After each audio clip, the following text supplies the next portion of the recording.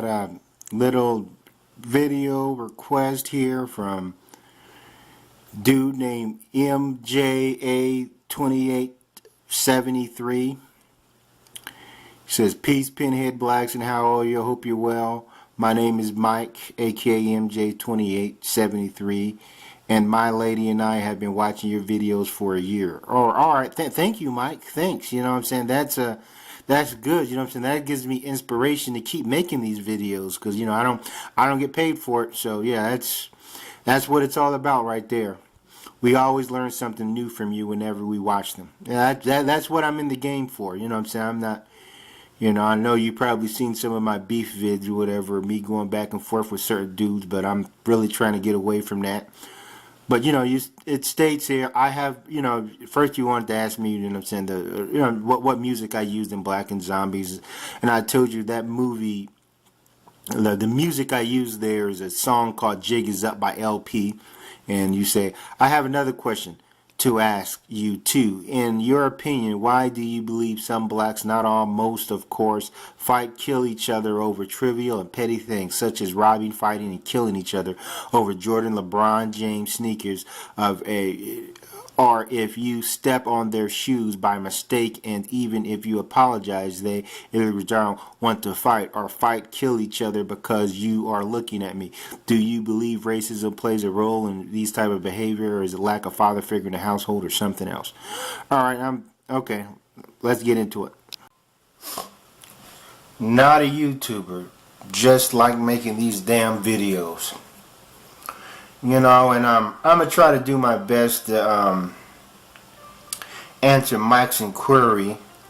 Not too often I get a video request, but you know, I would say as far as, you know what I'm saying, what Mike wants to know about, you know, it's a bevy of issues, probably with no solid or straight answer of why, but I'm gonna just give you my opinion on it, or my look on it, and so forth. Now, bear in mind, I didn't, you know, grow up in the hood per se, but here goes. You know, as far as the shoe thing, blacks killing each other over shoes, you know, trying to snatch shoes from people's feet, or why do blacks even clamor to such expensive articles of footwear or clothing, or want to wear gold chains when, you know, they're just when they live in the type of household where they can where they're only allowed to eat one bowl of cereal per morning, you know, and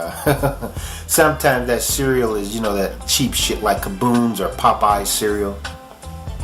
Yeah, it's just that when you're poor and you don't have, and everybody else around you sort of poor, and then when you get something like a pair of Air Jordans or a pair of LeBrons or nice sneakers, you know, you want to take care of it, you know, and so forth. You want to show it off. This is what Ice-T talked about this in his book, The Ice Opinion. You know, very interesting read. And, you know, of course, you know what I'm saying, when you're showing off such items, you know, you have to heighten your senses, because you know it's going to create wolf eyes staring at you, and you always have to be on the, you know, you just got to have your back, you know. It's just, as a kid, you know, you want to just show off your new shoes, and you know, and people want to take them, you know. It's, as I said, like, all human beings are jealous, but you know what I'm saying, in a poor black community, you know what I'm saying, jealousy is can be life-threatening, even if it's something poor, like something trivial like a pair of shoes. But you know, I do think that, you know, some of these basketball players and so forth shouldn't be selling their shoes at such a high price, and this and that. But then again, the high price that they're selling their shoes what creates value and so forth, and that's why people want them. You know, but yeah, you know what I'm saying, you get for a pair of, you know, Dr. Dre earphones too, and things of that nature. But I think, you know, a lot of it stems back to the older generation of black men. You know what I'm saying? Like, black people always had kind of like this we was always considered the cornerstone of poverty, and always had sort of like this isolated mind state and so forth. This mind state, instead of recognizing a lot of us this bigger world out there. Like, I'll go back into the 60s and 70s. The black dudes that were killing each other was the older black men.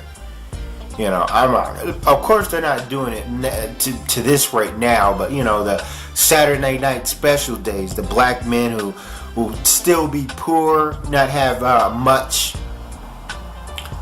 know what I'm saying? The original gangsters, or just like black dudes who just worked a low-paying job, and you know, you're surrounded in a world that was just extremely racist and so forth, and black people felt caged. But they used to go out and they'll still have their nice clothes, you know what I'm saying, their nice expensive suits when they're living in a shack, their expensive shoes when they're living in a sack. So you have these black dudes that are just, some of them be poor, but they want to show off for Saturday night and so forth. And the stepping on the shoes, that was you know what I'm saying, that was like a, you know what I'm saying, that was a gesture of disrespect. Some people would intentionally step on somebody's shoes, you know what I'm saying, especially in the old gangster days. You know, they'll do that on purpose, walk by on somebody and step on their shoes. So yeah, you know, you had these, you know what I'm saying, these black dudes, you know what I'm saying, that are just, I'm like, it's nowhere near the how it is today, especially with the young dudes. But it was like the older black dudes, maybe pissed off at their life, or pissed off, you know what I'm saying, with the white men and so forth, and they'll go out to clubs, whatever, and they'll just be jealous of somebody or just jealous over or trivial things. And as I said, being jealous, their jealousy is at a rate where, you know what I mean, someone will have to protect themselves and so forth.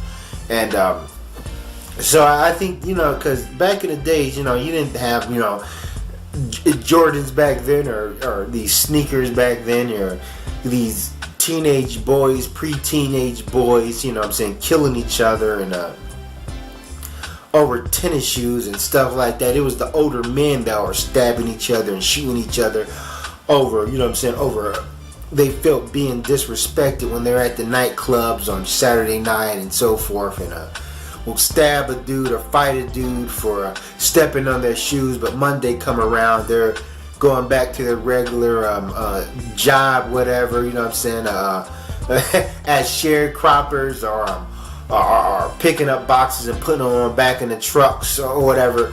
And I think that, you know what I'm saying, that was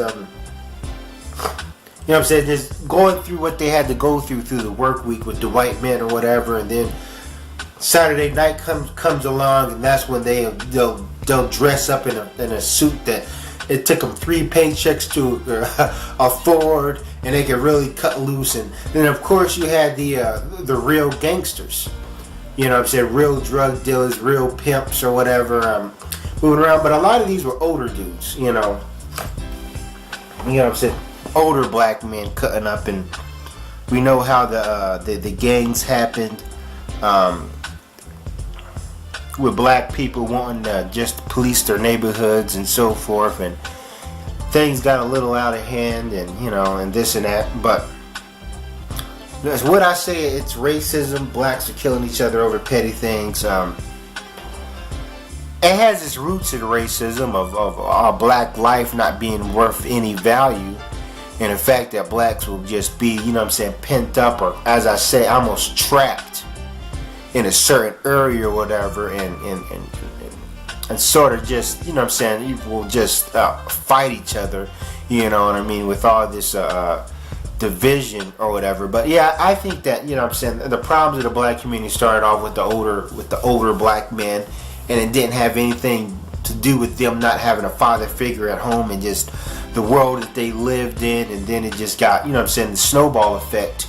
It just got worse and worse and worse, and now it goes to the kids, and now they just do stuff, you know what I'm saying, so sporadically now because of the, you know what I'm saying, you know, but because the black family was destroyed, or the black family was destroyed before it had a chance to really establish itself, solidify itself in American culture and so forth. So I just think that it's I'm